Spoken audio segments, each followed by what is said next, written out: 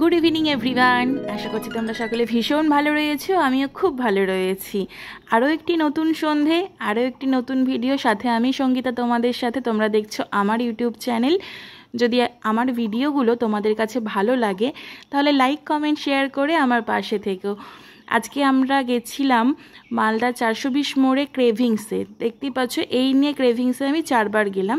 ক্রেভিংসের আরও একটি নতুন আউটলেট ওপেন হয়েছে, যার জন্য ভাবলাম এখানে যাওয়া যাক। খুব ছোট্টর মধ্যে কিন্তু ক্যাফেটা ভীষণই সুন্দর, সাজানো গোছানো।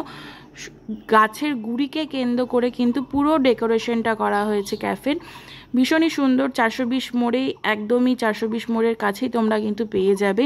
খাবার কোয়ালিটিও এখানে ভীষণ ভালো। এই নিয়ে আমি 4বার ক্রেভিংসে গিয়েছি, আমার তো বেশ ভালো লাগে।